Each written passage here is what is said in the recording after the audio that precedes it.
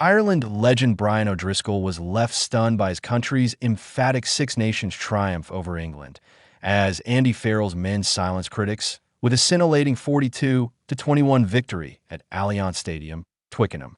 In a performance that rekindled memories of their dominant 2022 and 2023 campaigns, Ireland not only rediscovered their attacking fluency, but also reasserted themselves as genuine title contenders. Coming into the clash, there had been growing murmurs that Ireland were a team in decline. Unconvincing displays in their opening two Six Nations fixtures had raised questions about whether the golden generation that had swept aside so many opponents in recent seasons was beginning to fade. Some pundits even suggested that England, under head coach Steve Borthwick, were primed to capitalize and deliver a statement win on home soil. Instead, it was Ireland who produced the statement. From the outset, there was an intensity and clarity about their play that had been missing in earlier rounds.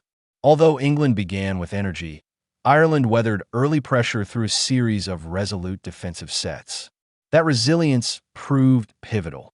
Rather than buckle under the Twickenham spotlight, Farrell's side absorbed the pressure, trusted their systems, and gradually imposed themselves on proceedings by the final whistle. Ireland had crossed the whitewash 5 times, running in tries with a blend of precision, power, and imagination that left England chasing shadows. The 42-21 scoreline reflected not only their attacking ruthlessness, but also their dominance in key areas: breakdown efficiency, territorial control, and composure in transition. For O'Driscoll, the magnitude of the win was heightened by the context. "I think it's probably the shock factor as well," he said in post-match analysis. Just the lack of expectation comparatively.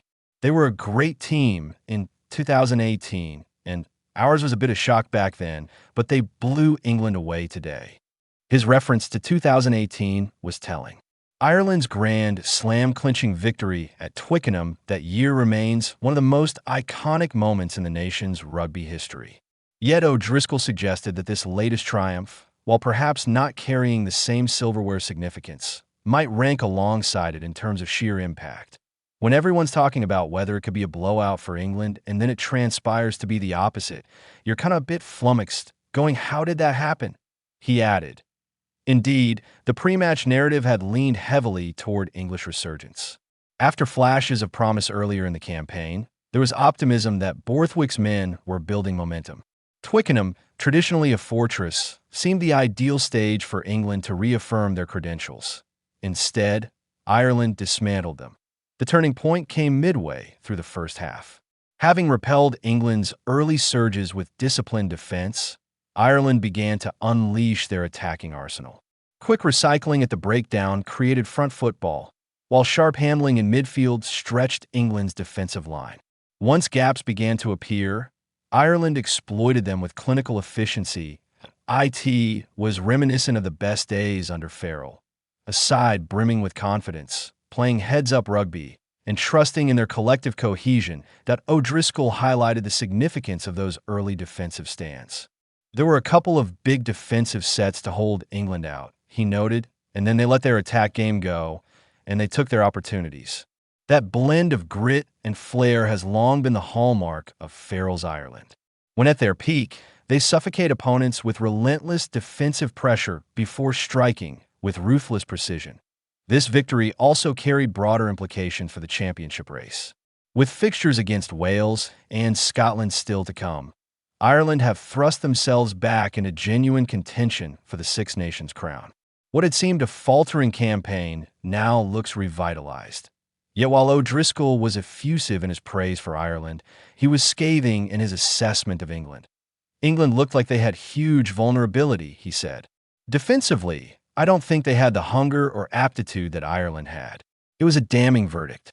England's defensive structure, which had appeared solid in patches earlier in the tournament, unraveled under sustained Irish pressure. Missed tackles, slow line speed, and breakdown inefficiencies allowed Ireland to dictate the tempo. For Borthwick, the defeat compounded an already challenging campaign. England had entered the match on the back of a disappointing loss to Scotland, and hopes of redemption were high. Instead, they delivered another performance that left supporters frustrated and searching for answers. There are a few things that Steve Borthwick and his team need to go away and rediscover in themselves, O'Driscoll continued. You're not going to win Six Nations and build appropriately towards World Cups if you're going to play with, not necessarily entitlement, but belief that fine will be okay. It's not. The Six Nations is a tough competition to win, and every team can beat everyone, as we've seen today. His words underscored the unforgiving nature of the championship. Momentum shifts rapidly, and complacency is swiftly punished. England's inability to match Ireland's intensity highlighted a gulf, not just in execution, but in mindset. Joining O'Driscoll on punditry duty was former Ireland captain Rory, who echoed similar sentiments regarding Ireland's resurgence. Drico mentioned the word, and Danchin said a lot. It's belief, Best remarked. The second half showed a lot about the belief they have. That belief was evident in the way Ireland accelerated after the break. Rather than protect their lead cautiously, they pressed harder, sensing England's vulnerability. The next score proved decisive, tilting the psychological balance firmly in Ireland's favor. We said at halftime if they're able to come out and push on, get that next score and build, Best explained. But they did more than that. They dominated that second half, so that says a lot about the confidence and belief they have in their ability and the ability the team has. The second half display was particularly impressive. Ireland's forwards asserted dominance at the scrum and breakdown, while their backs cut incisive lines, exploiting mismatches with ruthless efficiency. England, by contrast, appeared increasingly disjointed. Perhaps most encouraging for Farrell was the manner in which Ireland's so-called radical selections paid off. Tactical tweaks and personnel adjustments that had drawn scrutiny earlier in the tournament suddenly looked inspired. The cohesion and clarity of purpose suggested a squad that had absorbed criticism and responded with unity. For Ireland supporters, the victory may mark a turning point. Doubts about decline have been replaced by renewed optimism. The squad demonstrated that their core principles, structured defense, intelligent kicking, rapid recycling, and clinical finishing, remain intact. Twickenham has long been a theater of high drama for Irish rugby. Historic triumphs there have often served as defining moments in campaigns.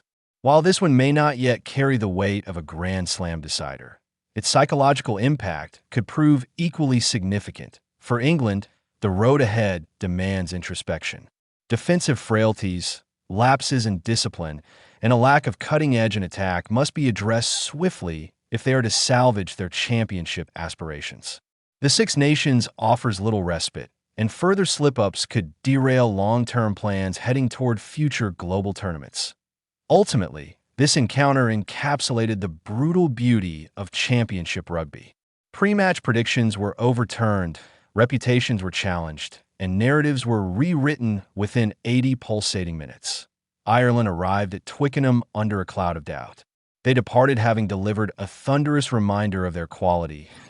A.S. O'Driscoll reflected. Sometimes it is the unexpected victories that resonate most. In blowing England away on their own turf, Ireland not only revived their title hopes, but also reignited belief within the squad and among supporters that their era of excellence is far from over.